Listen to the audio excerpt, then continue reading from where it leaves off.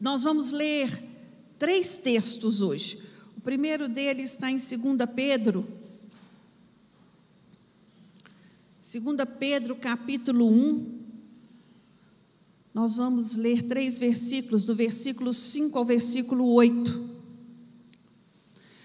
Pois, se em vós houver essas coisas em abundância, não vos deixarão ociosos nem infrutíferos no pleno conhecimento de nosso Senhor Jesus Cristo. Aquele, porém, em quem não há essas coisas é cego, vendo somente o que está perto, havendo-se esquecido da purificação. Não, desculpe, irmãos, comecei errado. Estou pensando aqui, que coisas? Me perdoe, no versículo 5, eu já comecei no 8. Por isso mesmo, vós, empregando toda a diligência, acrescentai à vossa fé a bondade o conhecimento, ao conhecimento o domínio próprio, ao domínio próprio a perseverança a piedade, a fraternidade e a fraternidade o amor. Pois se em vós houver essas coisas em abundância, não vos deixarão ociosos nem infrutíferos no pleno conhecimento de nosso Senhor Jesus Cristo. Amém. Agora abre lá em Gálatas 5, a partir do versículo 22. O fruto do Espírito, porém, é amor, alegria, paz, longanimidade, benignidade, bondade, fidelidade, mansidão, domínio próprio. Contra essas coisas não há lei. E os que são de Cristo Jesus crucificaram a carne com as suas paixões e desejos. Se vivemos no Espírito, andemos também no Espírito. Não nos tornemos convencidos, irritando-nos uns aos outros, invejando-nos uns aos outros. Agora, 1 Coríntios, capítulo 9.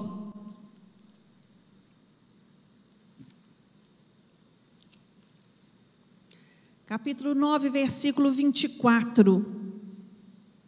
Não sabeis vós que os que correm no estádio, todos na verdade correm, mas um só leva o prêmio? Correi de tal maneira que o alcanceis. Todo aquele que luta em tudo se domina, eles para alcançar uma coroa que perece, nós, porém, para ganhar uma coroa que durará para sempre. Portanto corro, não corro indeciso, combato, não como batendo no ar. Feche os seus olhos agora.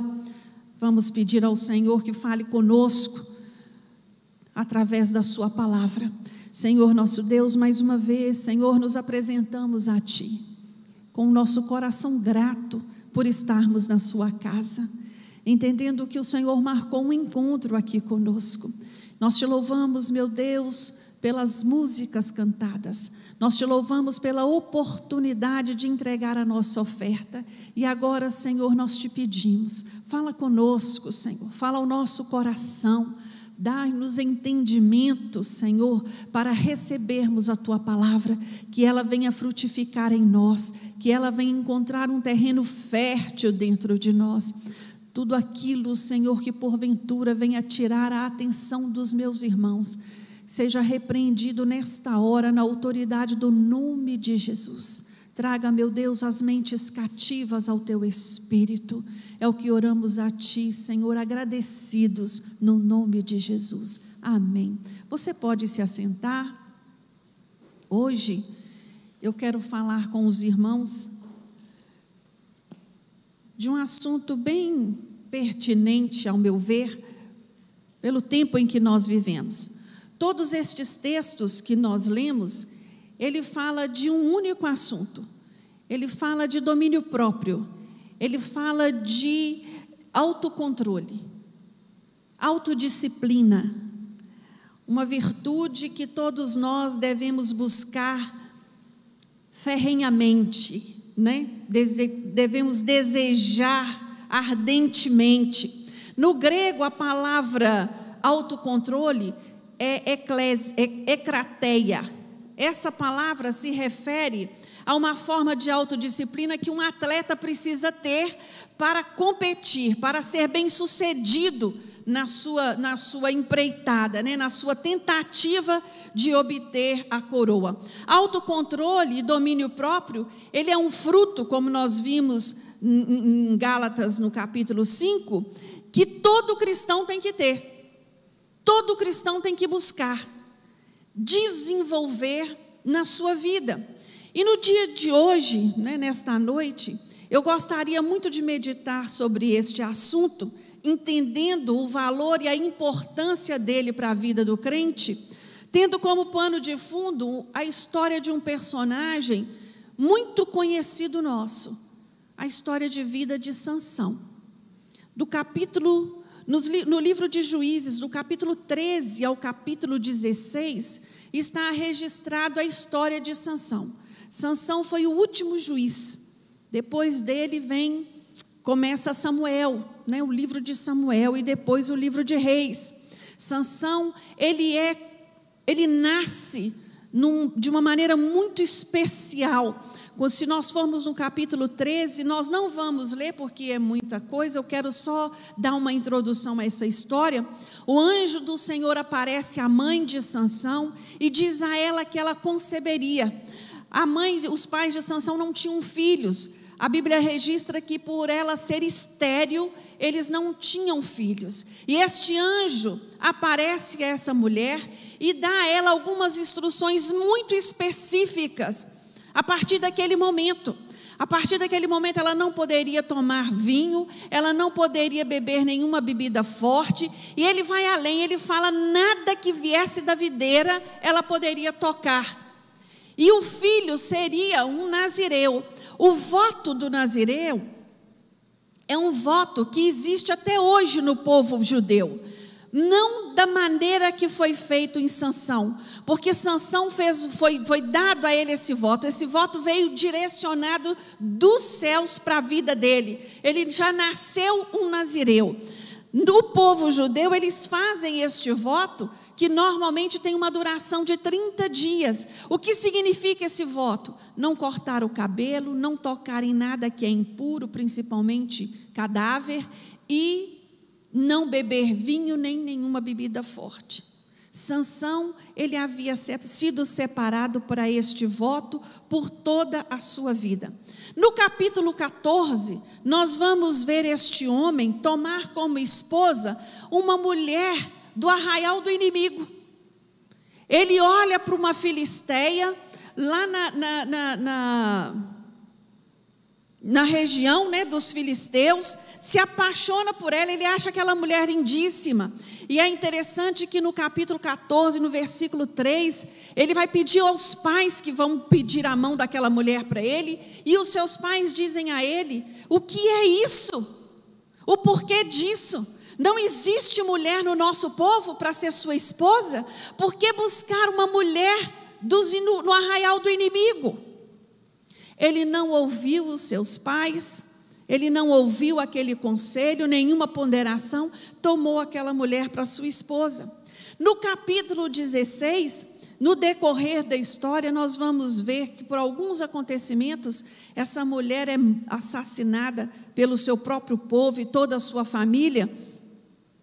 E no capítulo 16, ele vai tomar como esposa uma prostituta, a mais famosa, Dalila.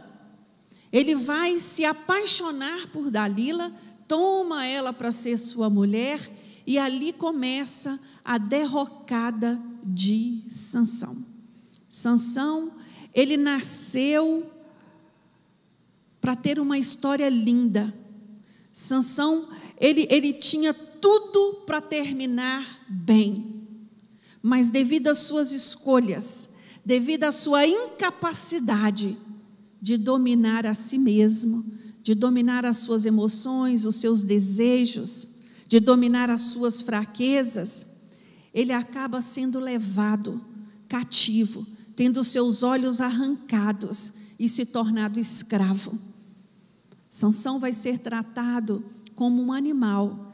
Ele vai ser colocado para pôr aquela roda de moinho de trigo, onde os bois faziam esse serviço, para ele fazer.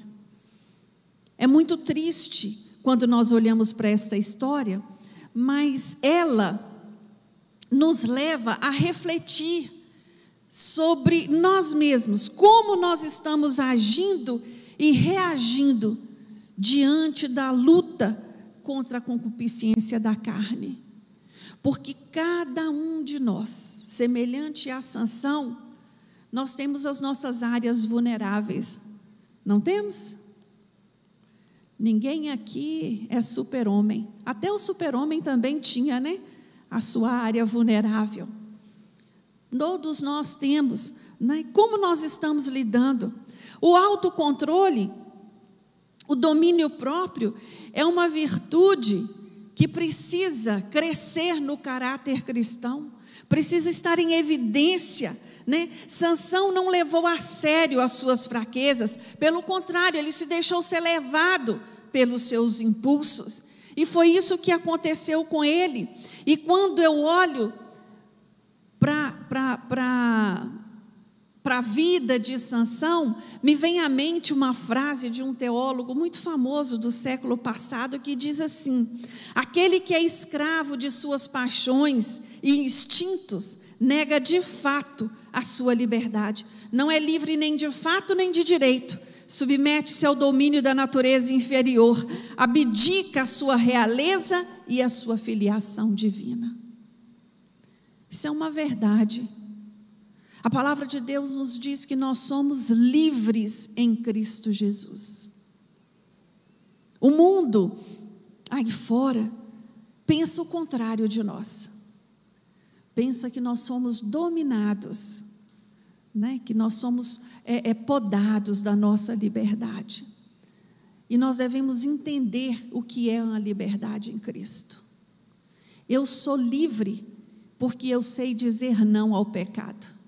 Eu sou livre porque sou capaz de reconhecer o que é abismo para a minha vida. Eu sou livre porque eu sei fugir da tentação. Porque Jesus me despertou a isso. O Espírito Santo me capacitou a isso. Quando olhamos para a vida de Sansão, nenhum outro homem na Bíblia teve a força física extraordinária que Sansão teve. Nenhum. Mas debaixo da unção divina, ele realizou inúmeras proezas. Inúmeras. Sansão estrangulou um leão sem usar nenhum tipo de arma. Ele massacrou 30 homens em Asquelão. Com 300 raposas ele queimou os campos dos filisteus. Pela segunda vez ele massacrou os filisteus. Ele foi um homem que com uma queixada só ele matou 1000 homens. 1000 homens. Ele removeu os portões de Gaza. Deixou aquela cidade desprotegida, porque as cidades daquela época, elas eram muradas e tinham os portões. Os portões tinham vigia, só entrava quem era permitido. Ele ali humilhou os filisteus, tirando os seus portões. E o seu último ato contra o inimigo do povo de Deus foi derrubar o templo de Dagon. E registra-se que nessa queda desse templo, morreu mais filisteu do que em todos os outros números os quais ele abateu. Então este homem, ele fez grandes coisas, mas apesar de todas essas proezas, Sansão foi derrotado. Sansão foi derrotado e reduzido a escravo nas mãos dos filisteus, porque não foi capaz de dominar o que acontecia aqui dentro. A palavra de Deus nos fala em Provérbios 25, versículo 28, que como cidade derribada, que não tem muros, assim é o homem que não pode conter o seu espírito. Eu fico pensando Salomão, quando ele escreve essa verdade, esse versículo, com que profundidade ele vai comparar como uma cidade que não tem, uma cidade derribada, que não tem muros, que não tem proteção. Assim é um homem, assim é uma mulher que não tem domínio próprio, que não tem controle no seu espírito. O fracasso de Sansão nos ensina que uma fraqueza que o homem não domina pode ser a causa de toda a sua derrota. Uma fraqueza que ele não domina pode provocar a destruição da sua vida e da sua família. Uma fraqueza só, um descuido só. Irmãos, quem não tem domínio próprio sobre os seus desejos, sobre os desejos do seu coração, certamente tomará caminhos errados. Jeremias nos fala, no capítulo 17, que o coração do homem é enganoso mais do que todas as coisas. Nós, cristãos, nós não vivemos movidos por emoção. O que pauta a nossa vida são princípios estabelecidos na palavra de Deus, para que tenhamos uma vida de sucesso. Quando eu falo sucesso, não estou me referindo ao sucesso que o conceito que o mundo tem. Eu estou falando de uma família que serve ao Senhor. Estou falando de filhos abençoados. Estou falando de um casamento sadio. Eu estou falando de relacionamento familiar saudável. É este tipo de sucesso que a palavra de Deus tem para nós, quanto cristãos. É esse tipo de princípio. Aqui nós encontramos um homem que foi chamado para ser juiz do seu povo, um homem dotado de capacidades especiais, mas que não foi capaz de usar a inteligência para ponderar nas suas ações. Um homem que não foi capaz de obedecer, de ouvir a orientação dos seus pais. Um homem que não foi capaz de buscar de Deus direcionamento para as suas ações. E, consequentemente, foi seduzido, foi enganado, foi subjugado, foi humilhado. Até que cego, com a sua força física que ainda existia, porque um homem comum não conseguiria empurrar e fazer aquele moinho girar. Ele se arrepende e pede perdão ao Senhor. E ele vai fazer uma oração simples quando ele é levado àquele templo de Dagon. O templo de Dagon era o deus dos filisteus. E ali é promovida uma festa, e ele é trazido para ser humilhado diante de todo o povo, a sua derrota a ser apresentada diante de todo o povo. E ali, quando ele chega ali, ele pede ao moço que está guiando, que o colocasse, que o amarrasse, perto de uma daquelas pilastras. E ele pede ao Senhor, que o Senhor desse a chance a ele. Naquele último ato, ele morre junto com aqueles filisteus. Mas o que eu queria dizer nesta noite, para vocês, entendendo que tudo que está registrado na Bíblia, está registrado para o nosso ensino, para o nosso conhecimento, é te levar a pensar em algumas questões que esse texto, que essa história traz para a minha vida e para a sua vida. A primeira delas, a primeira pergunta é: o que eu aprendo com os erros de Sansão? O que essa história precisa me ensinar? E eu preciso aprender. A primeira coisa é: aqueles que não se sujeitam à disciplina própria serão disciplinados pelas circunstâncias. Nós somos ensinados, nós somos treinados, a dirigir um carro, a dirigir uma empresa, a exercer uma profissão, mas não somos treinados a governar nossos pensamentos. Às vezes, erramos porque não conseguimos ensinar aos nossos filhos a controlar as suas emoções e os seus impulsos. Temos dificuldades. Somos dominados pela tecnologia, dominamos a tecnologia para viajarmos além do céu. Mas somos dominados pelas nossas emoções. A Bíblia nos orienta desde o princípio, desde o início, a forma como nós devemos lidar com as nossas emoções. Mas a maioria das vezes nos recusamos a obedecer. Nos recusamos a ouvir. Eu aprendo na história com os erros de Sansão, que pessoas que são escravas de suas paixões, elas correm o risco de morrerem como escravas.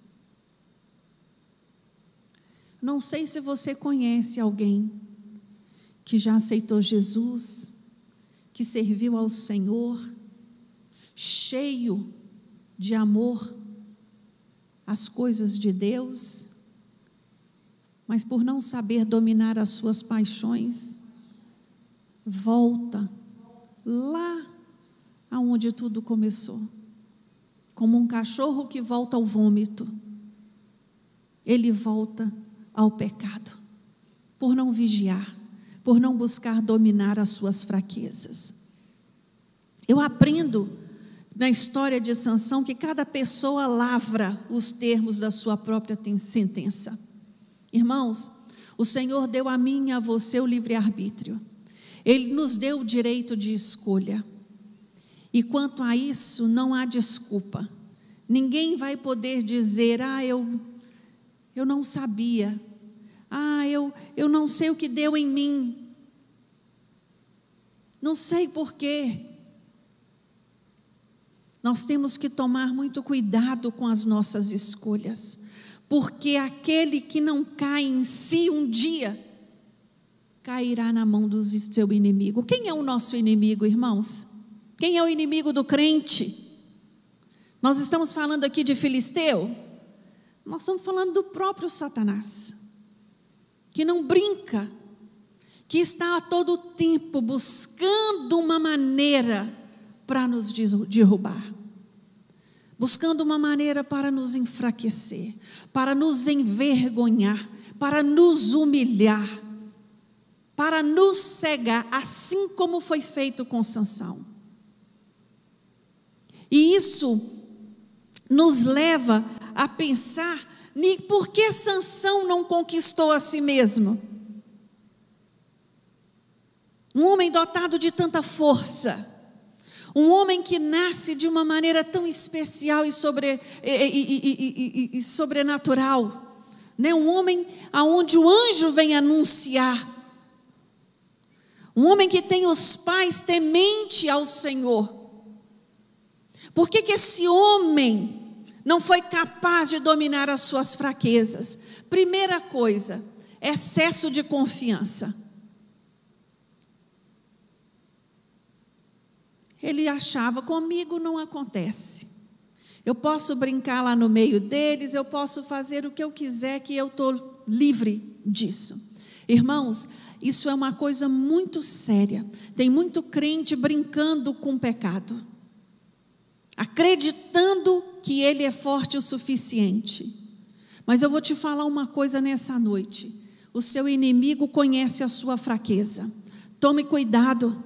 Preste atenção, olhe os lugares onde você tem ido, olhe o tipo de conversa que você tem tido, olhe o tipo de amizade com a qual você tem andado. Evita, foge, se proteja. Não vale a pena correr o risco. Sansão não levou a sério o seu ponto fraco. Qual era o ponto fraco de Sansão? As mulheres. Ele não resistia uma mulher bonita. Ele não podia ver que se deixava levar. Muito cuidado com o seu ponto fraco. Eu não sei qual é o seu, mas você sabe. Muito cuidado. Sansão brincou de se arriscar, ele brincou com o inimigo. Ele frequentava o arraial do inimigo, por isso ele via aquelas mulheres que o atraíam. E o mais triste disso tudo, Sansão nunca quis aprender com os seus próprios erros. E isso para mim é o pior que tem, é o ser humano assinar um atestado de burrice, porque ele está vendo, mas não aprende. E Sansão, ele foi tão burro, porque Dalila, se você for lá no capítulo 16, você vai ver que Dalila por 3 vezes tentou entregar Sansão nas mãos dos inimigos, dos filisteus. E ele não viu isso, ele não quis ver isso. Há um ditado que diz que o pior cego é aquele que não quer enxergar. E Sansão foi assim, ele não quis ver que Dalila, como uma filisteia, estava tramando contra a sua própria vida. Ele foi enganando, dando a ela respostas, mas ela sempre com jeitinho falava para ele: como é que você pode dizer me amar se você não confia em mim? Se você não fala a verdade para mim? Me conta qual é o segredo da sua força. Irmãos, você acredita realmente que o segredo da força de Sansão era o cabelo? Não, o cabelo era um símbolo. O segredo da força de Sansão era a presença de Deus na vida dele. No momento que aquele cabelo é cortado, ali é quebrado um voto. E o Espírito do Senhor sai de cena. Por isso ele foi derrotado. A terceira pergunta que eu vejo nesta história, que não pode ficar sem resposta, é: o que envolve domínio próprio? Porque nós entendemos que domínio próprio, ele é uma conquista. Não é isso? É uma conquista diária. Eu não nasço sabendo. Eu vou aprendendo. Nas minhas pequenas vitórias, eu vou sendo preparado para as grandes. Eu vou aprendendo a resistir pequenas coisas, para quando coisas maiores aparecerem para mim, eu seja capaz de dizer não. Eu seja capaz de resistir. Eu seja capaz de fugir. Domínio próprio, ele diz respeito a apetite. E aqui eu quero deixar claro, com base no texto de Paulo, lá em Gálatas, né, no capítulo 5 que nós lemos, Paulo, quando ele vai falar de apetite, ele não está falando só desse apetite de comida, até porque ele escrevendo, né, aos Gálatas, os gregos, eles tinham uma festa ao deus pagão deles, ao deus do vinho, Dionísio, que nessa festa era oferecido um banquete, e ali tinha de tudo: bebedeira, comelância, orgia. Então os apetites eram levados assim, a sério, em todas as áreas. E quando nós damos lugar a esse apetite desenfreado, a esse apetite descontrolado, seja os alimentos, seja o álcool, seja o consumo, seja o que for, isso é obra da carne. Isso é obra da carne. Nós temos que ter controle ao nosso apetite. Outra coisa que envolve o domínio próprio é o temperamento. O que é temperamento? Temperamento é a combinação de características inatas que nós herdamos dos nossos pais. Temperamento não tem a ver com caráter. Quando eu aceito Jesus, quando uma pessoa converte a Cristo, ela passa por uma transformação que o seu caráter é mudado. Se ele mentia, ele não mente mais. Não é assim? Se ele trapaceava, ele não trapaceia mais. Mas o temperamento não. O temperamento, ele vai levar um tempo para ser controlado pelo Espírito Santo de Deus. Se eu der lugar. O temperamento, ele fala dessas ações, dos meus hábitos, eu sou tímido, eu sou negativo demais, eu sou uma pessoa medrosa. Isso está na área do meu temperamento, que muitos de nós herdamos. São características que vêm, e que são características que interferem nas nossas ações. Então, o meu temperamento, ele precisa ser tratado, ele precisa ser controlado pela influência do Espírito Santo de Deus. A palavra de Deus nos fala em Provérbios 16:32, melhor é o homem paciente do que o valente, e o que tem domínio próprio do que toma uma cidade.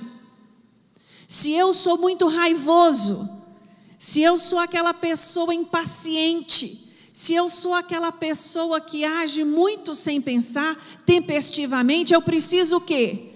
Dar lugar ao Espírito Santo de Deus para me dominar o meu temperamento, me dar autocontrole, me dar domínio próprio e domínio da língua.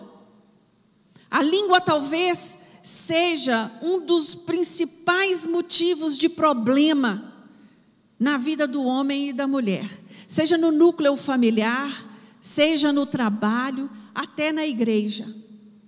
Uma pessoa que não tem domínio na língua, uma pessoa que fala tudo o que pensa, uma pessoa que se acha acima do bem e do mal, por isso ela professa os seus julgamentos para quem quiser, isso está errado. Ela precisa pedir perdão ao Senhor e buscar domínio na sua fala. Há sabedoria, meu irmão, minha irmã, no silêncio. Só fale quando a sua fala verdadeiramente for necessária. Não fique emitindo opinião de tudo que você pensa e que você acha. Guarda para você. Pensa antes de falar. Passa pela peneira. Isso que eu tenho para dizer, vale a pena? Vai acrescentar? Vai mudar alguma coisa? É útil? Domínio sobre a língua. E para que eu tenha este domínio próprio, eu preciso aprender a desenvolvê-lo. E eu só vou desenvolver este autocontrole, eu só vou ser capaz de exercitar esta virtude na minha vida, partindo do entendimento, não é? Que eu preciso vencer as tendências da minha carne. E como eu posso vencer essas tendências? Você já observou, tem pessoas que a língua não é problema, porque ela é calada, ela é tímida, ela sabe ficar em silêncio. Mas tem outras que são faladeira, que fala por todos os lugares, e aí ela tem que buscar esse domínio. Quando eu entendo que eu preciso vencer as tendências da minha carne, de que forma?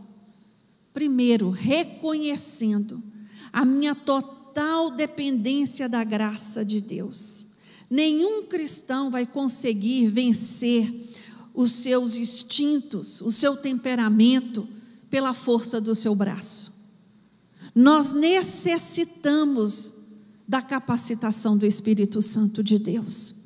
Aquele que nos salva, ele é participante da sua natureza em nós. É isso que Jesus quer promover em nós. Mas para que isso aconteça, é preciso haver uma disposição interior. É preciso eu querer. É preciso eu desejar. É preciso eu dar lugar para que essa transformação aconteça aqui dentro. Eu posso até por algum tempo fingir que essa mudança aconteceu. Mas se não for através da capacitação do Espírito Santo, essa máscara cai. Então eu e você precisamos primeiramente entender que nós dependemos da graça do Senhor. Nós dependemos. Segunda coisa, através da vida disciplinada. o cristão, como um atleta, ele deve ter uma vida disciplinada. Para mim é muito triste quando eu vejo um cristão que tem uma vida totalmente desordenada. E você percebe nas mínimas coisas que aquela pessoa, a vida dela está toda desordenada, né? A maneira dela se expressar, a sua casa, a maneira como ela lida. Nós precisamos buscar disciplina. E como eu desenvolvo essa vida disciplinada? Através da oração, através da meditação da palavra de Deus, através do estudo, através da prática da servidão cristã. Meus irmãos, tem muitas pessoas que estão aí sofrendo, angustiadas com questões que não valem a pena, que não vão mudar. Ao invés de estar ocupando o seu tempo no serviço cristão, ao invés de estar doando o seu tempo livre nas coisas do Senhor, o que eu posso fazer? A pessoa disciplinada nas pequenas coisas, ela tende a ter disciplina nas grandes. Ela busca, e a disciplina, ela é o preço do autocontrole. Não tem como uma pessoa ter domínio próprio se ela não for disciplinada. Olhamos de novo ao exemplo que Paulo nos deu em 1 Coríntios, um atleta. Um atleta, para ele vencer a sua competição, para alcançar a coroa da vitória, ele precisa de disciplina. Nós buscamos uma coroa, não buscamos, irmãos? A coroa da vida, o prêmio que o Senhor tem para nós. Que nós possamos ser disciplinados nessa busca, nesta caminhada cristã. Que nossos olhos estejam sempre postos no alvo, que é Jesus Cristo, nosso maior exemplo. Outra coisa que eu preciso desenvolver na minha vida para exercer autocontrole é a decisão. Eu preciso decidir antecipadamente a não pecar, a não me contaminar, a não brincar com o pecado, a não sentar na mesa do escarnecedor. A palavra de Deus nos traz um exemplo que eu gosto muito, que é o exemplo de Daniel. E a Bíblia nos fala que Daniel decidiu, ele tomou a decisão de não se contaminar. E essa decisão tem que ser minha e sua. Eu não vou me envolver nessas práticas. Eu não vou perder a minha bênção por estas coisas. É uma decisão que o cristão toma. E essa decisão, meus irmãos, ela é tomada diariamente. Todos os dias eu preciso me decidir. Eu preciso decidir a não me contaminar. E a última área que nós precisamos desenvolver para exercitar o domínio próprio é o controle dos pensamentos. A palavra de Deus nos fala em Provérbios 23, 7, que assim como pensou na sua alma, assim é. Os pensamentos, ele tem o poder de afetar diretamente as nossas emoções. Quando eu começo a pensar algo muito triste, a minha alegria vai minando. Quando eu começo a pensar em algo do passado que me fez sofrer, eu sofro tudo de novo, não é assim? Ou isso acontece só comigo? A gente começa a sentir as mesmas coisas, só de pensar naquilo que já passou. As ações são resultados daquilo que se pensa. O pensamento, ele tem uma força muito grande sobre as nossas emoções. E um pensamento distorcido, ele provoca em nós emoções doentias. E essas emoções, quando elas estão doentes, quando elas estão instáveis, nós ficamos mal-humorados, nós ficamos negativos. E qualquer coisa, qualquer problema pode invadir e ferir a nossa alma. Nós nos ficamos desprotegidos.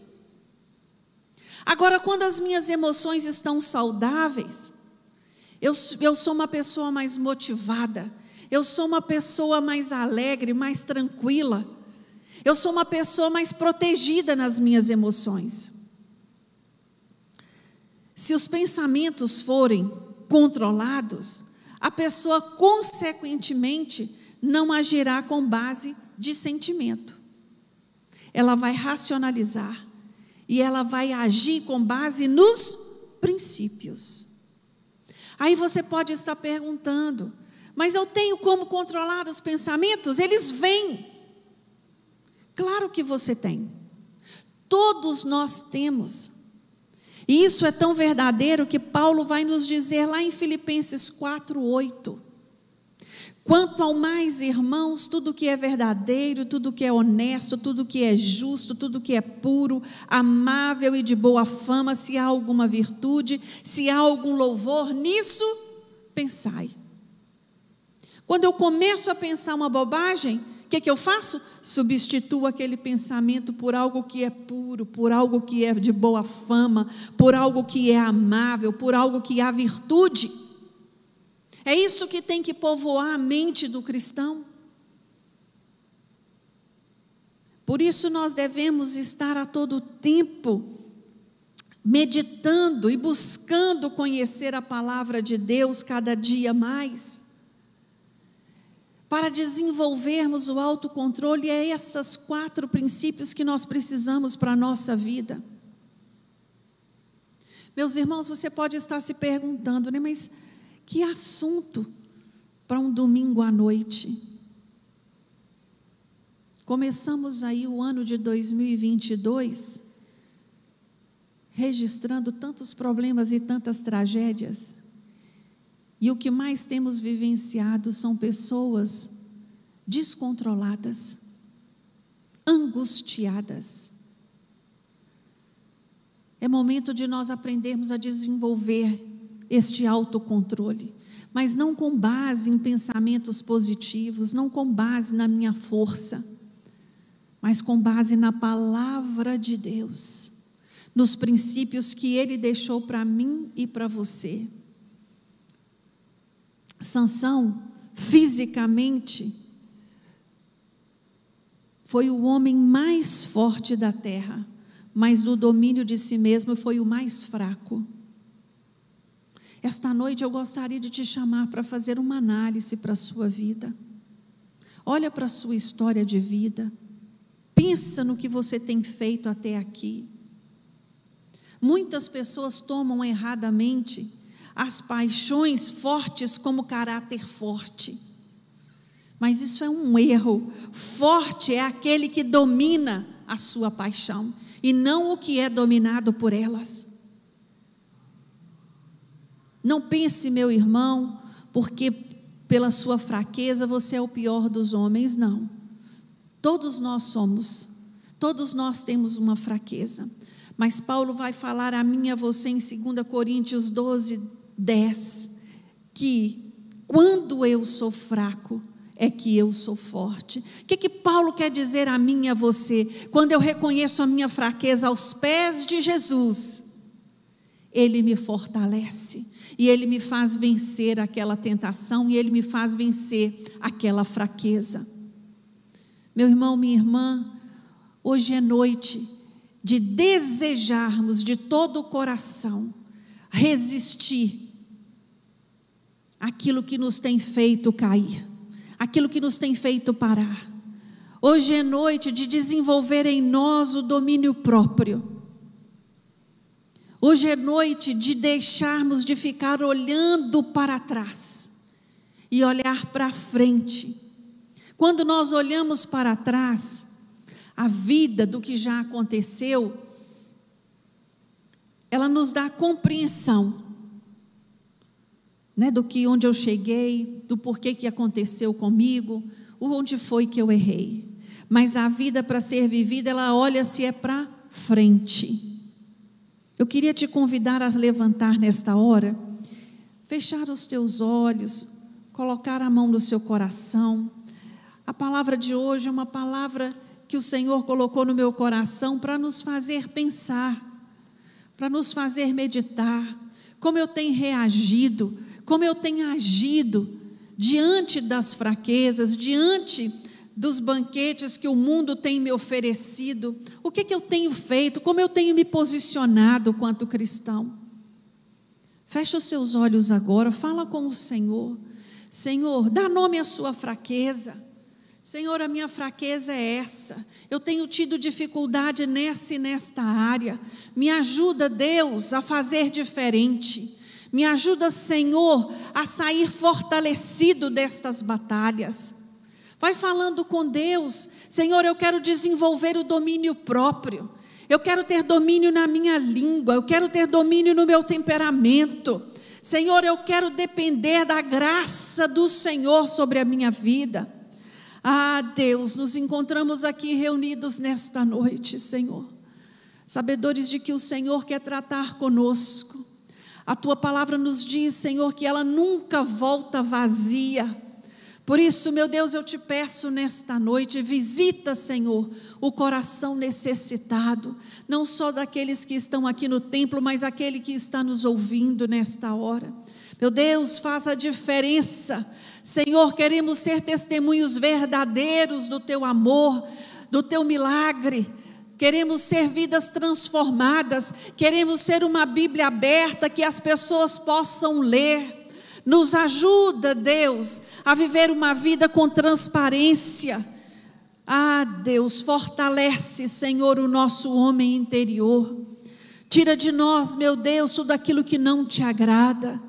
Nos dê entendimento de que é necessário nos humilharmos diante de Cristo, colocando as nossas fraquezas aos Teus pés, para que possamos sair fortalecidos. Meu Deus, abençoe a vida dos Teus filhos de uma maneira sobrenatural. Traz temperança, Senhor, traz paz que excede, Senhor, todo entendimento. Visita, meu Deus, os Teus filhos nesta noite.